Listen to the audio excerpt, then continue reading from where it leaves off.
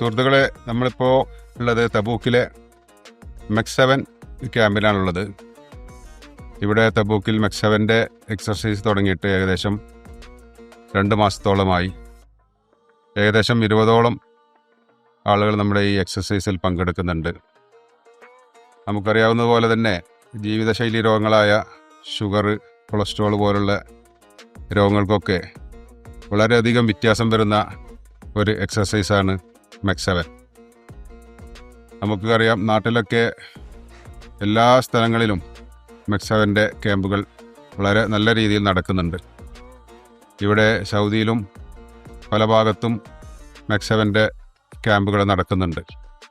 നമുക്കറിയാം, ഒരുപാട് ആളുകൾ ഈ മെക്സവനിൽ പങ്കെടുക്കാൻ താല്പര്യമുണ്ടെങ്കിലും ഇവിടുത്തെ ജോലിയുമായി ബന്ധപ്പെട്ട് സമയക്കുറവാണ് പല ആളുകളും ഇതിൽ നിന്ന് വരാൻ സാധിക്കാതെ വന്നിട്ടുള്ളത്.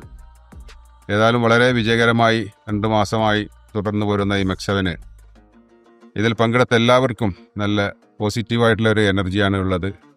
അതുകൊണ്ട് തന്നെ നമ്മുടെ ഈ വീഡിയോ കാണുന്ന ആളുകൾ ഈ മെക്സവനിലേക്ക് വരാൻ താല്പര്യം കാണിക്കണമെന്ന് എല്ലാവരെയും ഓർമ്മപ്പെടുത്തുകയാണ്.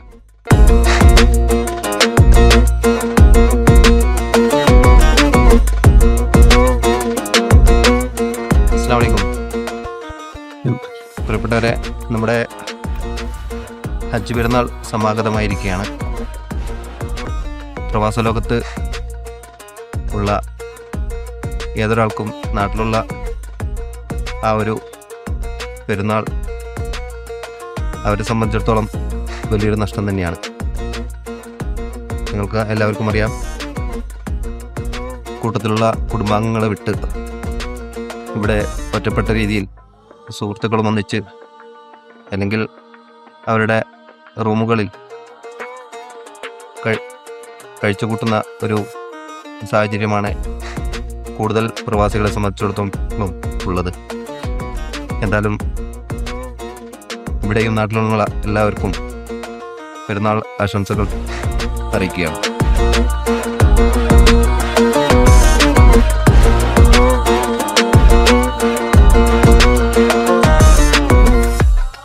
പെരുന്നാള് ചെറുപ്പത്തിലെ പെരുന്നാളെന്ന് പറഞ്ഞാലേ പണ്ടത്തെ നമുക്ക് പുതിയ തലമുറക്ക് അതൊക്കെ നൊസ്റ്റാൾജിയ, അത് തള്ളായി തോന്നും. പക്ഷെ നമ്മൾ ഈ ചെറുപ്പത്തിലെ പെരുന്നാളെന്ന് പറഞ്ഞാൽ വയറ് നിറച്ച് ഭക്ഷണം കഴിക്കുന്നതും നല്ലൊരു ഡ്രസ്സ് കിട്ടുന്നതും പെരുന്നാൾക്കായിരിക്കും നാട്ടിലൊക്കെ. അത് എത്ര ഉള്ളവനും ഇല്ലാത്തവനും ഇപ്പോഴത്തെ പുതിയ തലമുറക്ക് അതൊക്കെ നൊസ്റ്റാൾജിയായി തോന്നും. ഇപ്പോൾ എന്ന് പറഞ്ഞാൽ ഒരു ബിരിയാണി, അത് കഴിഞ്ഞ് പള്ളി നിസ്കാരം കഴിഞ്ഞ് വന്നാലൊരു ബിരിയാണിയും കഴിച്ചാൽ പെരുന്നാൾ കഴിഞ്ഞ്. അന്ന് അങ്ങനെയല്ല, ബന്ധുവീട്ടുകൾ കൂടിയും അയൽവക്കത്ത് കൂടിയും ഒക്കെ പോയി. അന്ന് കയ്യൊട്ടിപ്പാട്ട് എന്ന് പറഞ്ഞ സംവിധാനം ഞങ്ങളൊക്കെ നാട്ടിൽ. അയൽവക്കത്തെ സ്ത്രീകളൊക്കെ കൂടി ഒരു വീട്ടിൽ കൂടി അവരൊക്കെ കയ്യൊക്കെ കൊട്ടി അങ്ങനെ ഒരു രോഗമായിരുന്നു ചെറുപ്പത്തിലെ പെരുന്നാൾ എന്ന് പറയുന്നത്. ഇപ്പം എന്താ മൊബൈലിലേക്ക് മാറിയില്ലേ. ഇനി എല്ലാവർക്കും വലിയ പെരുന്നാൾ ആശംസകൾ.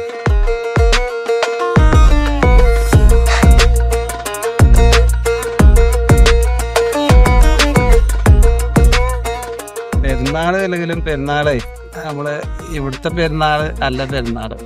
പെരുന്നാൾ അതിൻ്റെ രസം നാട്ടിൽ തന്നെയാണ്. ഇവിടെ നമ്മൾ അധികം ഉറങ്ങിയിട്ടാണ് തീരലുള്ള പെരുന്നാൾ. ഇവിടെ പിന്നെ ഇപ്പോൾ ഈ ടൂർണമെൻറ്റ് ഇതൊക്കെ ആയിട്ട് കുറച്ചൊരു പിന്നെ അതിങ്ങനെ ചില പെരുന്നാൾക്ക് ഗാനമേള അങ്ങനെ ചെറിയ പരിപാടികളൊക്കെ ഉണ്ടാവുന്നല്ലാതെ നാട്ടിൽ പറഞ്ഞാൽ കുടുംബ വീടുകൾ കൂടെ ഒക്കെ രാവിലെ പെരുന്നാൾ പള്ളിക്കാണ് പോയിട്ട് പിന്നെ അവിടെ നിന്ന് ഇങ്ങനെ അങ്ങോട്ട് നമ്മളവിടെയൊക്കെ ഞങ്ങളിങ്ങനെ ഒരു ജ്യേഷ്ഠൻ്റെ വീട് പള്ളിൻ്റെ അടുത്തുണ്ട്. അവിടുന്ന് തുടങ്ങും. അവിടുന്ന് തുടങ്ങിയിട്ട് പിന്നെ അങ്ങനെ ഓരോ ജ്യേഷ്ഠന്മാരെ വീട്ടിൽ കൂടി തറവാട്ടിൽ അങ്ങനെ ഞങ്ങളൊരു എല്ലാ വീട്ടിലും പിന്നെ അങ്ങനെ എല്ലാവരും പാടെ കൂടിയിട്ട് അങ്ങനെ പോയിട്ട് ഭയങ്കര രസമാണ്. നാട്ടിലാണ് പെരുന്നാൾ, നാട്ടിൽ തന്നെ രസം. ഇവിടെ ഇങ്ങനെ അധികം ഉറങ്ങി തീരലാണ്. അതാണ് ഗൾഫിലെ പെരുന്നാൾ.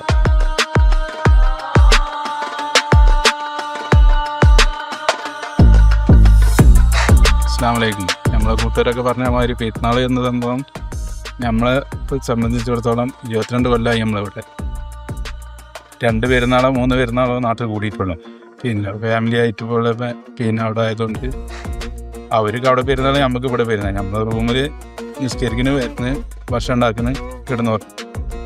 അങ്ങനത്തെ ഒരു പെരുന്നാൾ നമുക്കിവിടെ എൻജോയ് ചെയ്യാൻ പറ്റിയിട്ടുണ്ട്. വീട്ടിലായാലും നാട്ടിലായാലും നമ്മളെ മക്കൾക്ക് നമ്മളെ ഒപ്പമില്ലാത്തതുകൊണ്ട് ആ ഒരു സങ്കടം നമുക്ക് നമ്മളെ മക്കളൊപ്പം പെരുന്നാൾ കൂടാത്തൊരു അങ്ങനത്തെ ഒരു സങ്കടം. പ്രവാസികളുടെ ജീവിതം അങ്ങനെയാണ് കഴിഞ്ഞു പോകുന്നു. ഇത്രയൊക്കെ എനിക്ക് തന്നെ പറയാനുണ്ട്. ഇവരൊക്കെ പറഞ്ഞ മാറ്റി തന്നെ പെരുന്നാൾ ആശംസ.